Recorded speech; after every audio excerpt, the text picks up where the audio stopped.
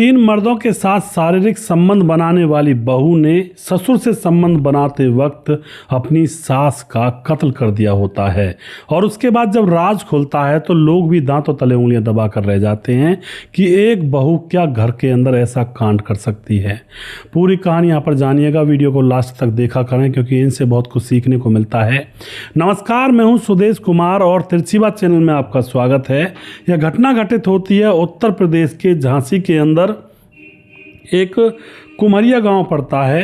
कुमरिया गांव में उस वक्त हड़कंप मच गया था जब एक बुजुर्ग व्यक्ति अजय सिंह अपने बड़े बेटे के साथ घर लौटता है और 2 दिन पहले वो अपनी पोती के जन्मदिन में शामिल होने के लिए बड़े बेटे के साथ गया हुआ था ग्वालियर।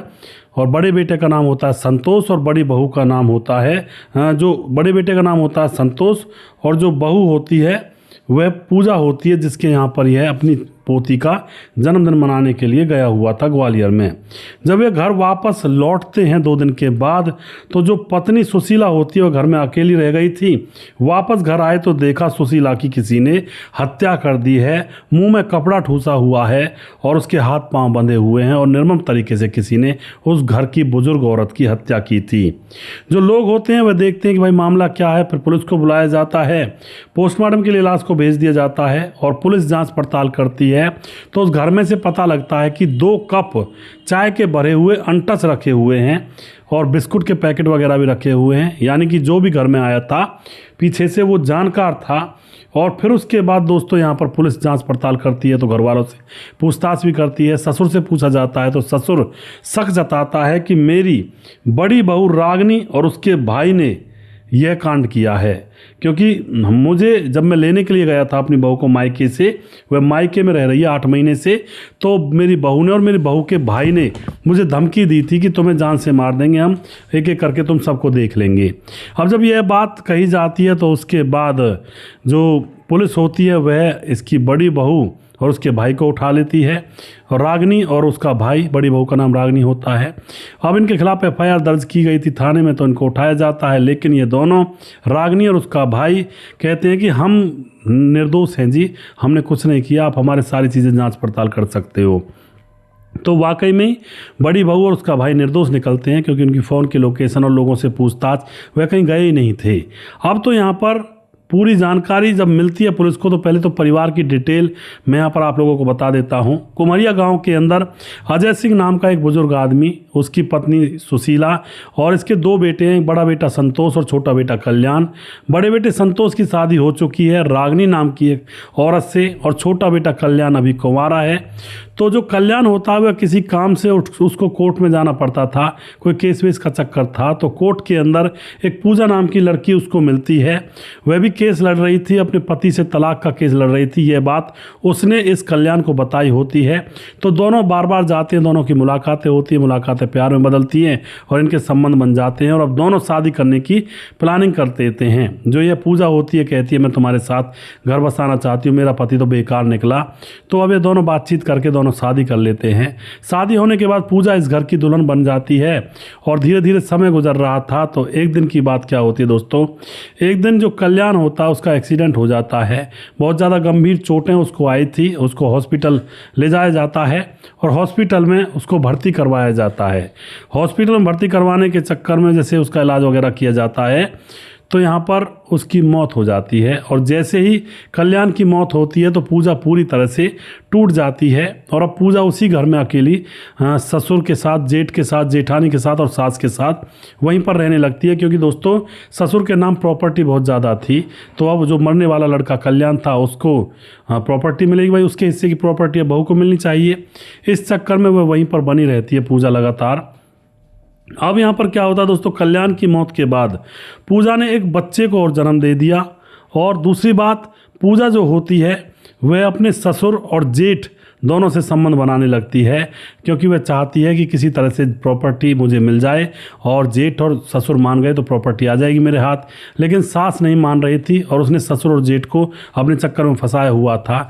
तो अब जो पूजा होती है बिना पति के ही एक बच्ची को जन्म दे देती है, और वह बच्चा जब उसके बारे में पूछा जाता है उससे, तो वह बताती है कि यह बच्चा मेरे जेठ का है। तो उसके बाद जो जेठानी होती है वह बहुत ज़्यादा परेशान होती है रागिनी, और वह लड़ने लगती है अपने पति से, संतोष से। और उसके बाद क्या होता है, वह सास और जो बड़ी जेठानी होती है वह जो पूजा होती है उससे लगने लगते हैं। और उसके बाद जो बड़ी जेठानी होती है रागिनी, वह अपने मायके चली जाती है और वहाँ पर अपने भाई को सारी बात बता देती है। और उसके बाद जो भाई होता है वह अपनी बहन से कहता है कि बहन तू यहीं पर रह ले, और 8 महीने तक लगातार वह वहीं पर रहती है। इतने में ही दोस्तों इधर जो ससुर होता है वह उसको लेने के लिए पहुंच जाता है। तो बड़ी बहू रागिनी बिल्कुल मना कर देती है कि तुम्हारे घर में कितनी बुरी रिवाज है, बहू के साथ तुम संबंध बनाते हो और उसको बच्चा पैदा करवा दिया, मैं उस घर में हरगिज़ नहीं जाऊंगी। और जो रागिनी का भाई होता है वह भी अपनी बहन के ससुर को धमकी देता है कि मैं तुम सब लोगों को देख लूँगा, जाओ यहाँ से, हमें अपनी बहन को नहीं भेजना है। अब तो यहाँ पर जो ससुर होता है वापस आ जाता है। अब दोस्तों गांव वालों ने बताया था कि इस घर के अंदर एक लड़का एक लड़की आए थे, और उसके बाद बाइक पर आए थे और बाइक पर ही वह लोग चले गए। उसके अलावा हमें कुछ पता नहीं है। गांव वालों से भी जब पूछताछ की जाती है पुलिस के द्वारा। अब यहाँ पर जो पूजा होती है, इसने कर्मकांड किया था इस घर के अंदर। पूजा के बारे में पुलिस पता लगाती है तो पुलिस को पता लगता है कि पूजा जो कि फ़िलहाल ग्वालियर में रहा करती है, क्योंकि पूजा भी अब जैसे उस पर बच्ची पैदा हुई थी तो वह रूठ करके, क्योंकि उसकी जो सास होती है उसको गालियाँ देती है, तो पूजा ग्वालियर जाकर रहने लगी थी वहीं पर अपनी बच्ची को लेकर के। और उसके बाद पूजा की कॉल डिटेल्स निकाली जाती है तो दोस्तों पता चलता है कि अनिल जो उसकी बहन कमला का प्रेमी है उससे यह बात करती है कई बार। अब कमला और कमला के प्रेमी अनिल को पकड़ा जाता है और पूजा को भी पकड़ा जाता है। तो राज खुलता है कि हाँ, हमने ये कांड किया है मिलजुल करके।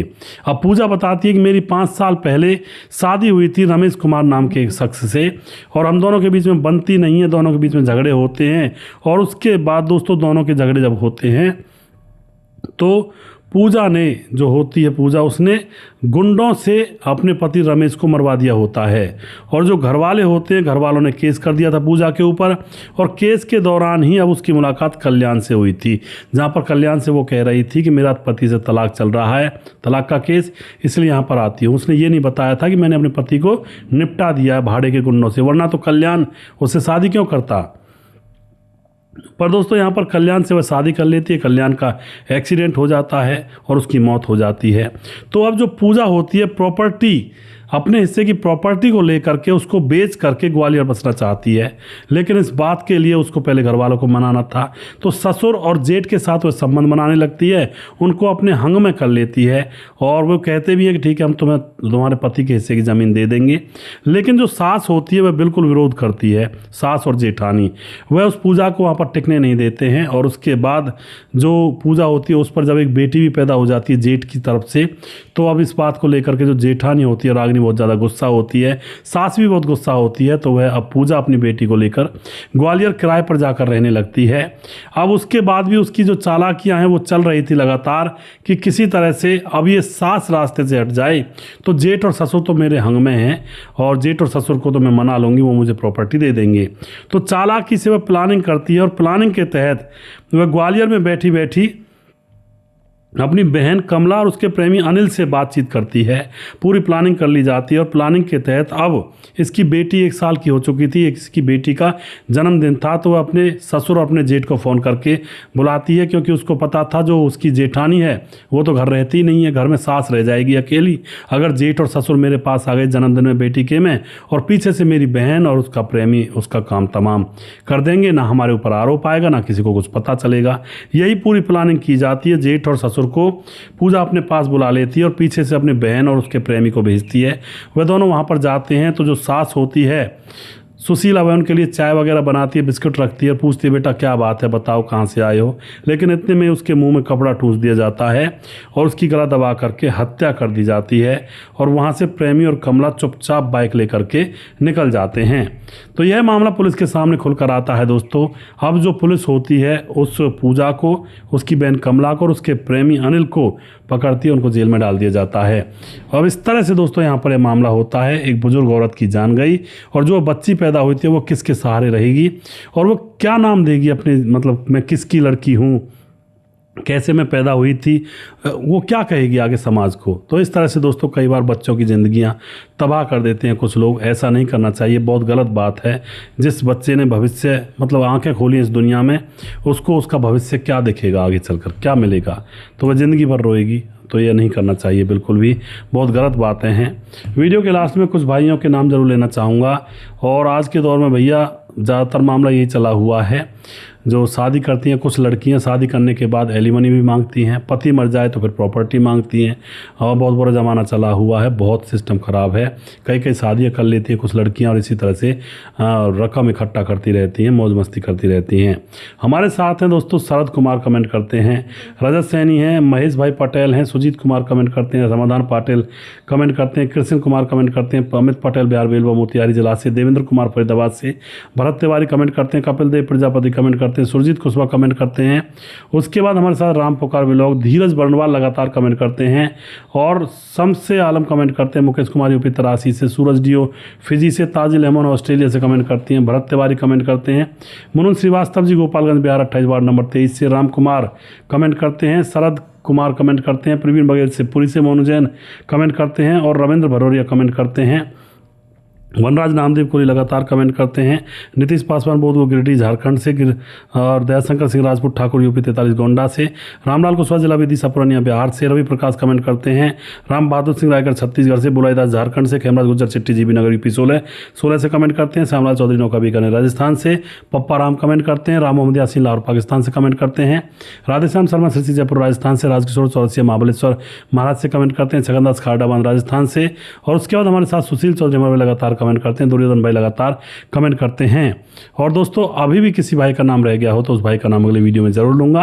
अगला वीडियो बहुत जल्दी फिर से लेकर आऊंगा, तब तक आप खुश रहें, सावधान रहें। जय हिंद, जय भारत।